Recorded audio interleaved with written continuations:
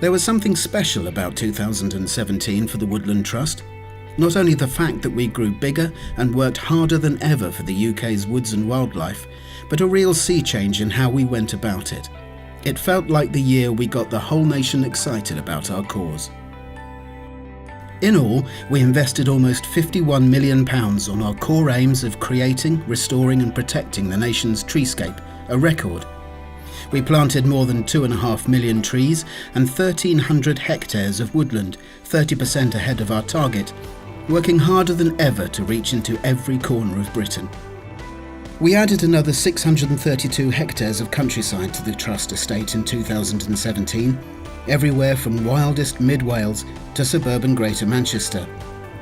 We bought 140 hectares of windswept scenery at Bwlch Corrog, near Aberdyfi, thanks to £150,000 donated by our marvellous members and supporters, and the hillsides there will now be colonised by native trees, laying the ground for an exciting new Cambrian wildwood.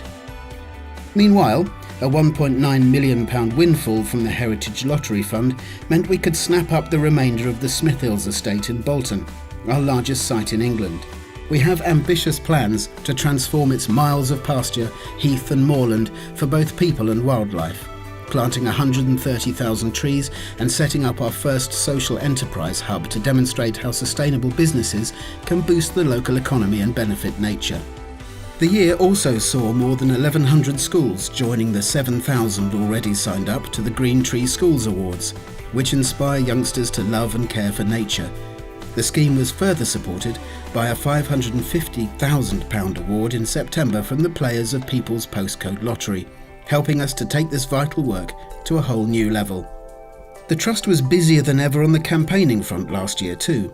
We spent £12 million fighting to save the UK's irreplaceable ancient woodland and veteran trees, up by a third on 2016, with a shocking 245 new cases of woods under threat landing in our in-tray. The good news is, government seems finally to be heeding our calls for beefed up protection. Farmers are beginning to sign up to our message too. In June, we hosted 200 of them at Europe's second biggest agroforestry conference, amid much positivity about the myriad benefits of trees, whether for sheltering livestock and improving soil quality, or stemming flood impacts and encouraging pollinators like butterflies and bees. So, 2017 saw a genuine grassroots movement building behind the Trust's cause. And that feeling culminated in November when 800 ordinary nature lovers gathered at Lincoln Castle to help us launch the Tree Charter.